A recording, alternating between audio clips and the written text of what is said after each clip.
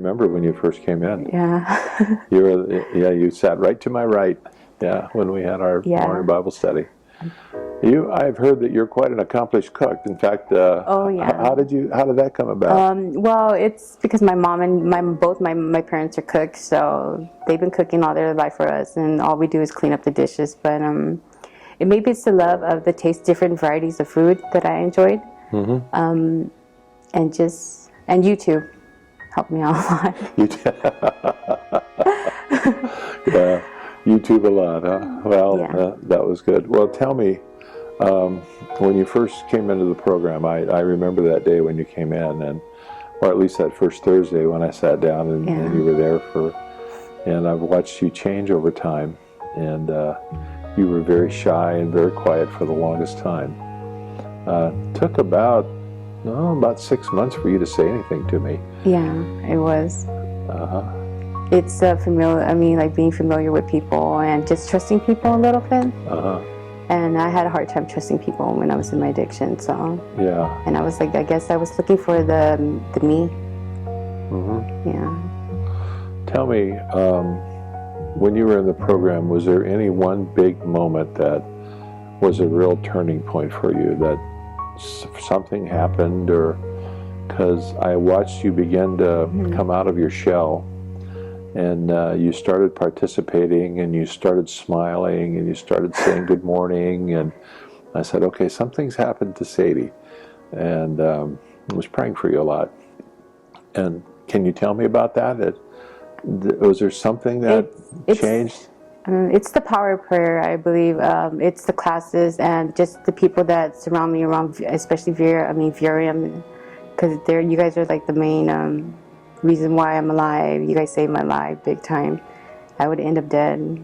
That was my last resort. So by the Bible classes that we have, it kind of opened up my mind a little bit and got me to thinking, and then that's when I started hitting the Bible and reading the Bible like every day, and just whatever page I flipped to, I started reading. It was like when I was reading, I didn't pray before I read, but then it's like God telling me and teaching me how to read it, and everything that I read was like Him. It was God. God was showing up, huh? Yeah, He was showing up because He didn't give up on me because I'm alive today. Okay. Because He loves me. Well, who are some of the key? I know you already mentioned Nova and Donna and Melissa. Any other people that have had a big impact on you? Al Oldenburg. Okay, well, thank you. What are some of the big events that you remember here that were important moments for you?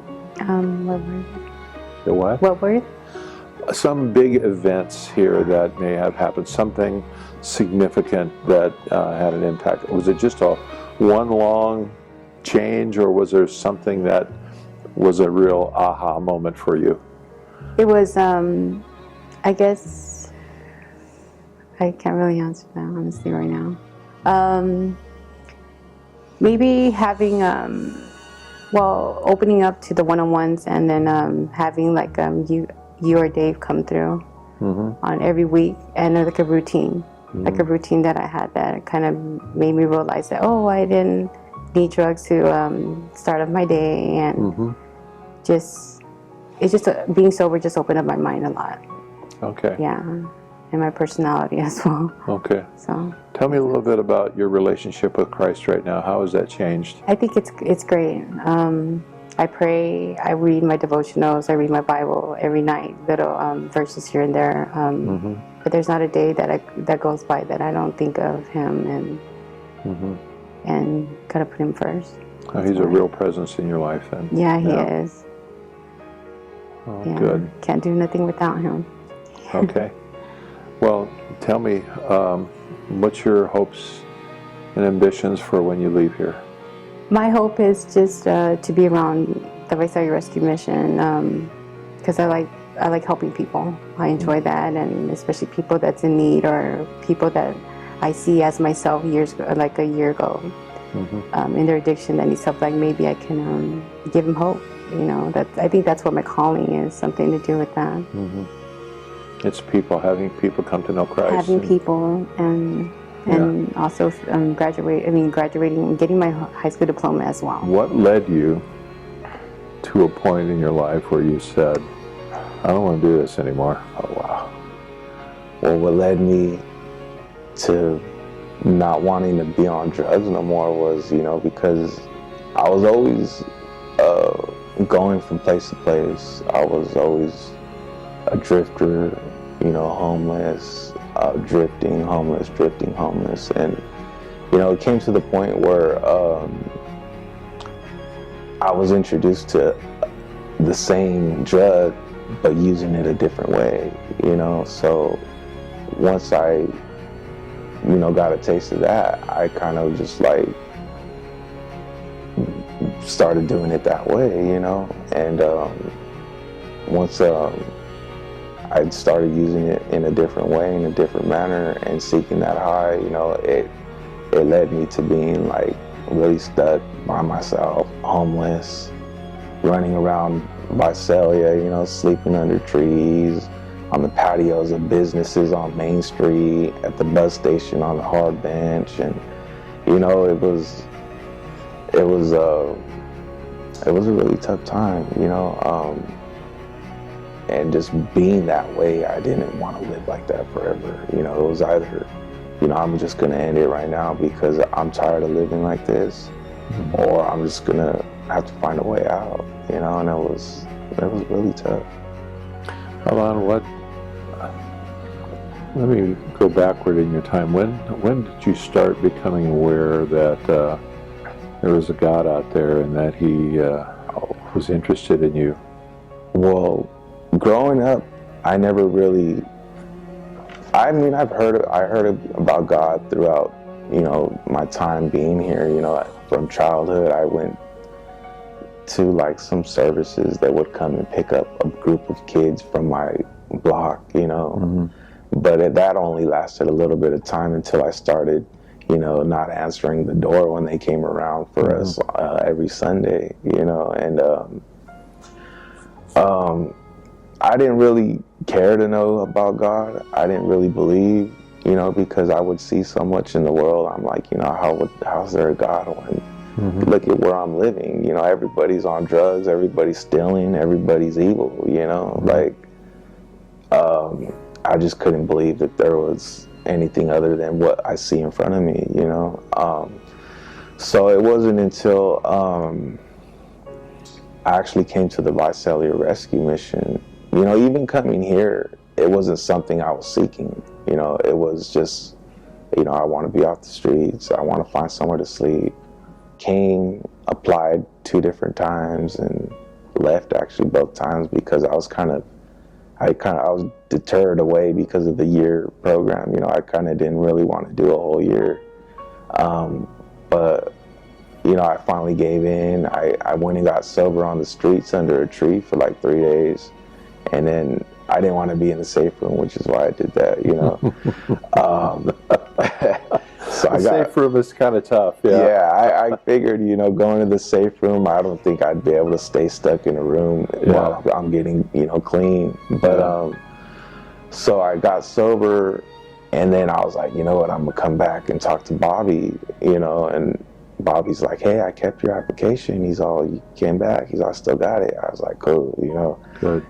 So it went from the application to me actually going to work to the kitchen on the first day that I was here. And, I remember coming in with another guy, and I was like, oh, he's going to go to work already. He'll probably need help. He's fresh off the streets too. I said I should go and help him. So that was my thought. And then it was just, work, and then, sleeping when I can, It was rough at first, but I got through it. Yeah. So when you first got here, Bobby was the first one you had contact with? Yeah, pretty much. Yeah, Bobby kind of, I came in and asked about it, and yeah, Bobby was the first person that kind of like broke it down and told me what's what. And who are some of the other people here who had that are memorable for you, that had an impact on your life? I would say, Al, you, of course, Al, have had a big impact on my life. Just I mean, Thomas has, Dustin has, you know, because of the fact that they were able to introduce more material for me to grow with God, you know, so those people did have an impact on my life. Yeah. Henry, you know, when he did do some classes sometimes, and what has happened since then? And since you've come to VRM, I remember when you came. The first day I came in, I didn't like nobody. I really didn't want to be here, but they gave me the option to go home, get some stuff, and come back the next day. I told them, I'm here, I'm staying, let's go ahead and take care of this program and let me see what comes out of it. And what it did for me was it helped me learn more about Jesus. I was in the Bible, but I wasn't understanding the Bible or reading it to my full potential. Being in the program and having the obstacles of different women, which I'm not used to, helped me get in the Bible a lot more and learn myself. And I found out within being in the VRM that my heart is bigger than I ever would have imagined. I love to do anything for anybody, and even if you do me wrong, God will forgive me and you, and I'll still do it for you. And that's just the way I'm going to be for the rest of my life. And I thank God for that, because if it wasn't for Him, I wouldn't know you guys here at the VRM. Well, it's been delightful to see you grow. Thank you. It's been a real joy. Thank you. You've been an inspiration to me. So tell me about who are some of the key people here who have helped you and influenced you? Oh, there's you, of course. There's Dave, Miss Nova, Miss Annette, Miss Donna. I had Miss Angela, all of my teachers, Miss Tina, and the new ladies that I have now is Miss Lupe and Miss Marie. And then I have all of the staff at the warehouse.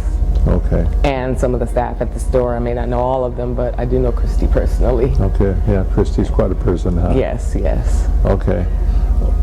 Any special moments that come into your mind here of certain things that were just really had a real effect or impact on you while you were here? I had my roommate Victoria. Her mom came and brought a young lady, and they cut all the ladies' hair.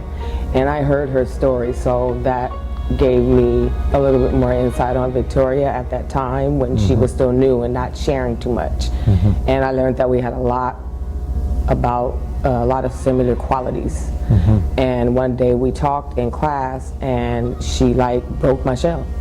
She just broke my shell. She came at me with a loving heart and was like, this is what you should do, this is how you should do it, I'm gonna pray for you, I'm gonna show you a little bit more about the Bible, and then I'm gonna let you know a little bit more about me and my background from her perspective, as opposed to hearing her mom's testimony. And it just lit me on fire.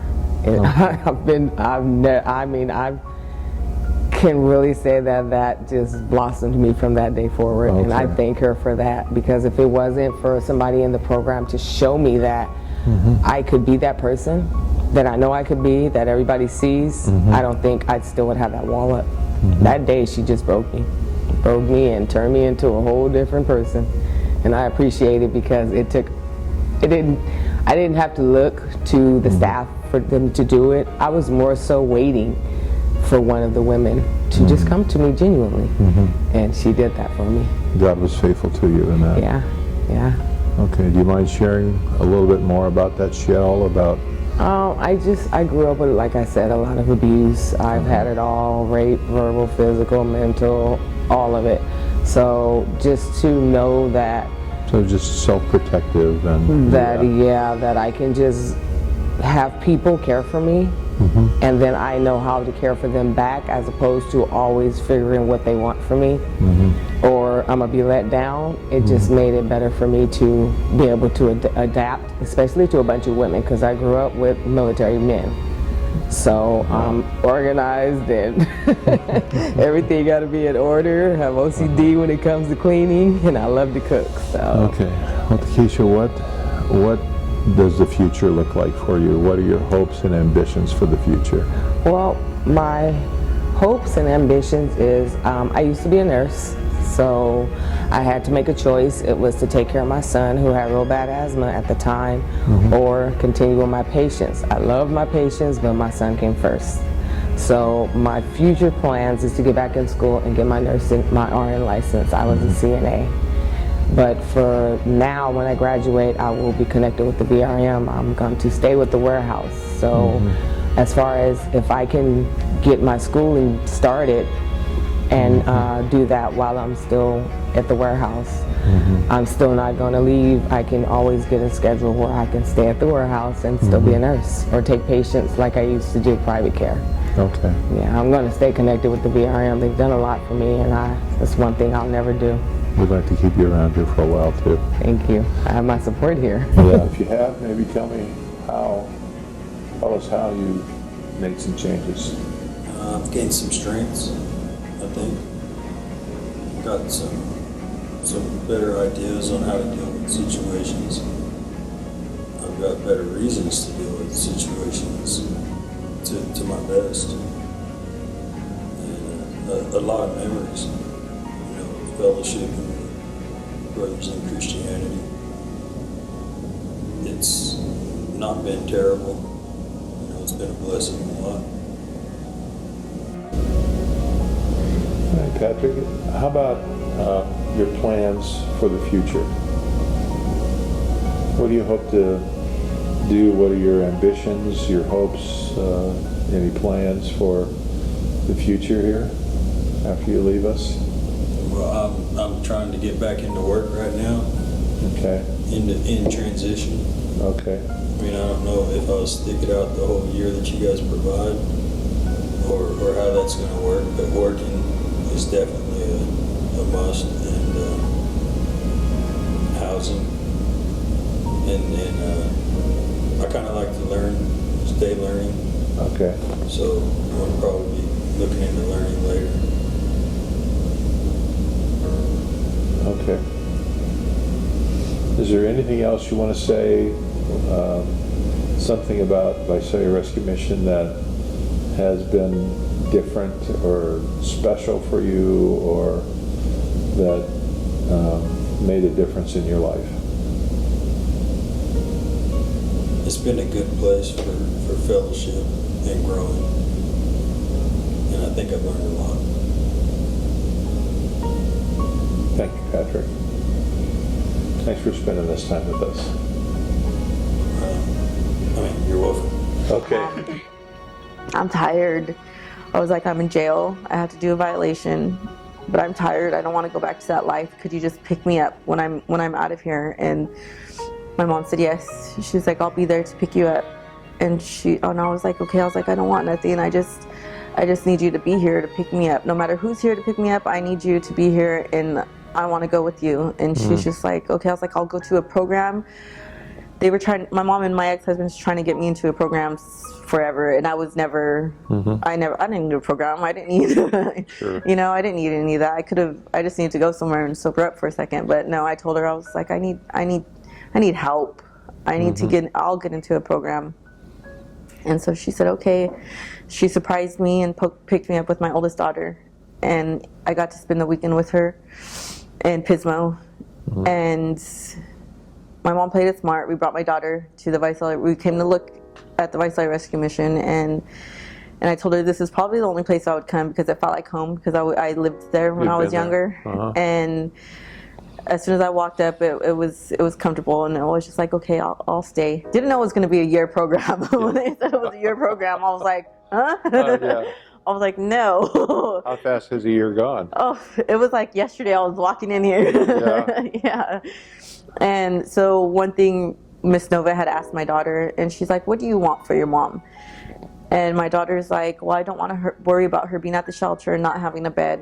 And she's like, I want my mom to be here in this program. And she's like, Mom, literally last year at the same time, you were coming out of jail. And she's like, this year, a year later, you haven't done nothing with your life and you're coming out of jail at the same time. And which was true. So I told her, okay, babe, like I'll stay, I'll do this. I'm gonna do it for myself, and I'm gonna do it so I could get my kids back. And I'd never done it for myself before. I've done it to get my kids, and it was a constant fight to try to just get my kids. And it wasn't until I came here till I was like, oh, I do need to do it for myself in order to get my kids. So You got your life back. Yeah. And my daughter was like, Mom, I'll be here every Sunday to visit you. and we could do this. And I was just like, and every Sunday my daughter's been here. At that time, I didn't see my kids for like 7 months, my younger 2 kids. And I finally, 4 months later, I got to see them. They started coming, so I see them every Sunday too.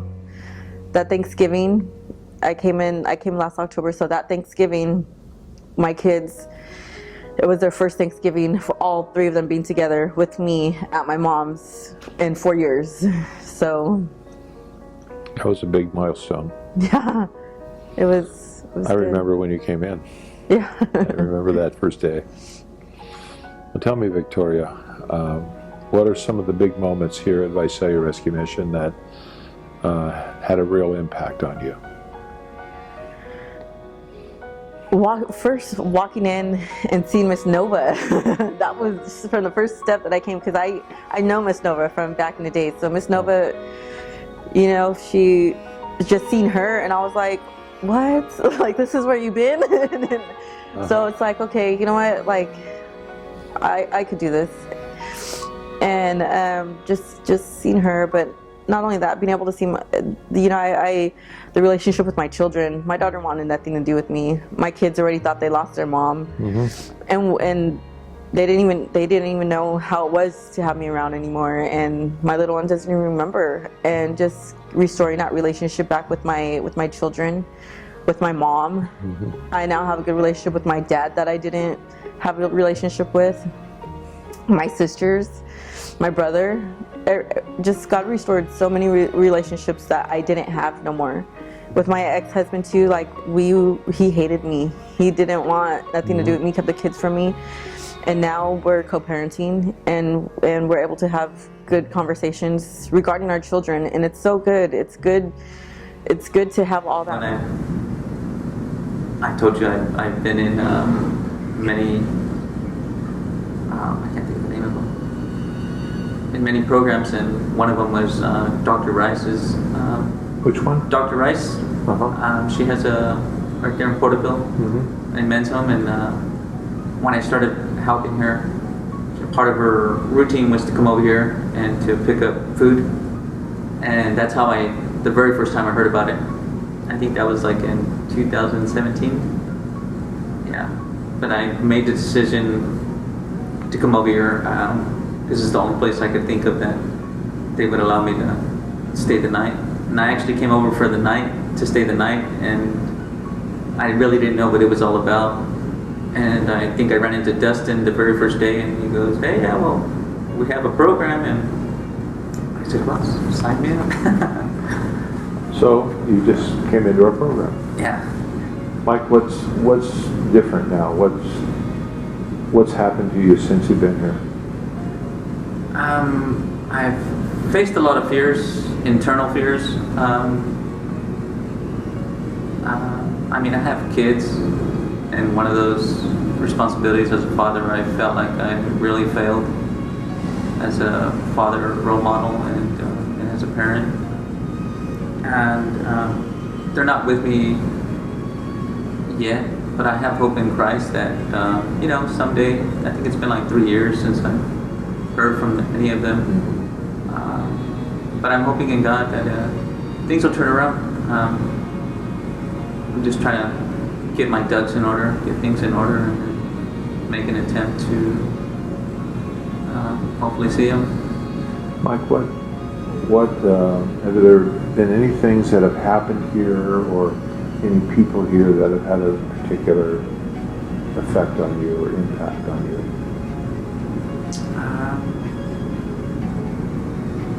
Yes. There's a couple people.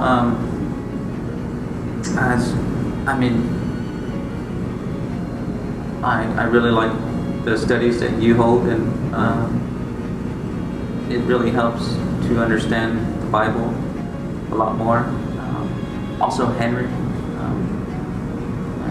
Leon, I kind of know where he comes from, and I know his family. And Henry's a special guy, isn't he? right, and you know, I see where he's came from, and if he can do it, you know, I can too. It's real supportive to know that people that close, or I don't know Henry from I didn't know he was from that family until he told me personally. And, but it has helped to know that I don't have to pretend to be this person I'm not by what I've seen him demonstrate. Yeah. Tell me about your relationship with Christ. How has that changed since you've been here? My relationship with Christ, I think I built a relationship with Christ today, and it's more consistent as compared to before. I mean, before I just kind of knew about Christ from a distance. I knew what he expected. Mm-hmm. I just wasn't ready to surrender. Why is it different now? I don't want what I thought I wanted. Yeah, the Holy Spirit changes what we want. Huh? Yeah. Okay. Mike, what's your hopes and ambitions from here? Once you graduate, what would you like to see? Any plans? Any hopes that you'd like to go to pursue? Initially, I'm just gonna hopefully get into the transitional so I can, maybe learn to stand on my own 2 feet. I don't want to impose with any baggage for anybody. I don't want to be a burden in anybody else's. If this place has the opportunity for me to be able to stand on my own 2 feet, then I'm going to do that. Any special skills or any special pursuits that you'd like to follow? There's a couple things I like. I don't know which one to pursue. I think I just have to like either cooking or even get into the fires, to fight fires. Mm-hmm. And one, I always wanted to get into engineering, but it's kind of a far-fetched dream for me. Not that far-fetched. Right, but it's just things I have in mind. You're still a relative. You're outside of here, but it happened to be while I'm here. My son hasn't spoken to me since he wasn't speaking to me even before I came to the mission. Mm-hmm. And I've had to work through a lot of pain, mm-hmm. and just giving it to God, because if there's one thing I have is hope, and I knew, mm-hmm. that the day would come. Mm-hmm. And I cried so many tears, mm-hmm. but I chuckle about it now because God allowed it to happen right before I graduated, that he opened that door for me. And my son now is texting me, is communicating with me. That's wonderful. And I don't need to understand why God did it. I have a pretty good idea why. But he opened that door to where I can celebrate more than just my graduation, more than just me completing something. I can celebrate the goodness of God, and God allowed me to feel maybe not the same pain that they felt, but to realize how much pain I caused them. It's a bittersweet thing, isn't mm-hmm. it? Yeah. Yes. Because I've already forgot about the pain. Yeah. Yes. If the pain goes and the sweetness remains, yes. That's a good thing. Yes. Yeah. Well, let me ask you this. How has your relationship with Christ changed since you've been here? I always knew that I couldn't hide anything from God. Mm-hmm. I was taught by my pastors, mm-hmm. God sees everything. Mm-hmm.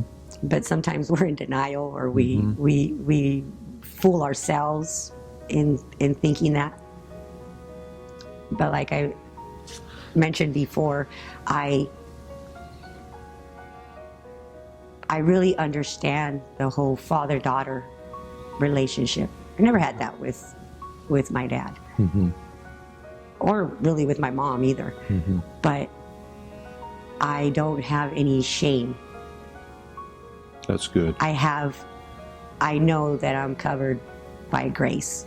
I know that God just wants to hear me speak to him, be honest with him, because he already knows. He already knows what I'm thinking, what I'm doing, what I'm planning.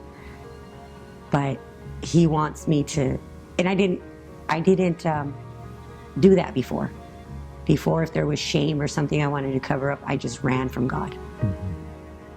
And there's nowhere that I can run that God's not there. I might turn my back on him, but as soon as I turn myself back around, he's right there with open arms. That's great to hear.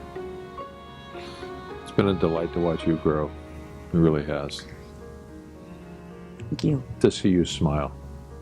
You were pretty grim-faced when you first came in. Yeah. And I see you smile a lot. Oh, good. Well, Annalie, what's your hopes and ambitions once you leave Visalia Rescue Mission? My hopes and ambitions. Yeah. There's so many. I really want to work on my relationship with God. Because there's still so many areas in my life that a year is a very short time. And because I know that the closer that I work on that relationship with him, the better all my other relationships are going to be. The better mother I'm going to be, the better sister, the better friend. And I want to work hard, and I want to have a home for my children again. I want to be that mom that I haven't been in so long. First person you ran into here, who do you engage first? Here? Yeah. My first experience, it was with, well, obviously it was Thomas and Dustin and I believe Daniel Sanchez. Okay. Yeah, they're the ones that did my intake interview. And I remember I sat here, the time I got here, I was supposed to meet with Bobby. And I was like, Bobby had already left for the day. And they're like, you're gonna have to come back. And I remember I was just so crushed. And so, I mean, I was almost in tears, you know what I mean? Because I was gonna have to come back. Because I was afraid that they didn't put me in program right then, I might not make it back. That's how it was time to do this, you know? And then they put me in program, and then they tell me that, you know, it's gonna be an extra little bit of time, you know what I mean? Because our quarter's already started, or in a couple of days in, and I'm like, I don't care, you know? It's time to do this, it's time to do this. So did you first go into the safe room, or did it pre-phase, or how did that go? No, I went into the safe room for 3 or 4 days, and they got sobered up, got the drugs out of my system, and then they moved me over to, they actually went ahead and moved me into first quarter. Okay. Why is this time different? What's different about you? How are you changing? What are some of the big milestones that you think you've dealt with? This time is different because when I came into it this time, I had completely surrendered. I had completely given up control of my life to God, and I decided that no matter what I was asked, no matter what they needed me to do, no matter how many classes or whatever, I was going to do it. And I was going to do it without complaint. I was just going to let him, he's going to run the show for a while, you know, and that's the majority of what's happened. And it's weird because I look back on it now and I don't see how he could have done. I feel so changed and so different than I did a year ago. I don't see how it's possible that he's been able to do this in a year. You know, I feel like a totally different person. Things that I thought was impossible when I first got here, it's totally possible now. You know, and it's not just possible, these are likely things that's gonna happen, you know what I mean, in time. Tell me some of the big things. Tell me what's happened. Oh, man. Well,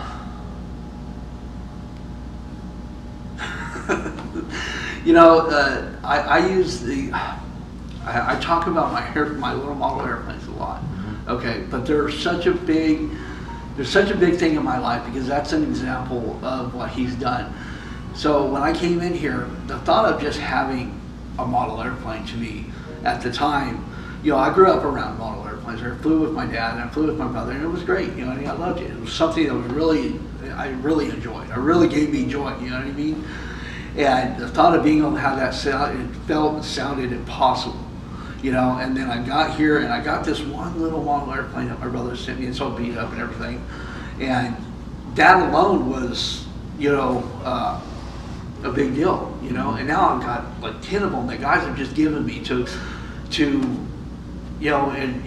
help me get through this and have an outlet. And that's what God has done for me here, is things like that. I've given up everything else and I kind of needed an outlet, so God's provided that outlet, and when I trusted him to provide what I need, he's done it. Now that I've come up to the end of program, I need a job. I didn't even look for a job, and it's been kind of provided for me. I needed to get my license back, and he's provided a way to get my license back. And as long as I've taken a step back and just trusted that he's going to take care of it in his time, not my time, it's taken care of. That's the biggest change that's taken place in this program.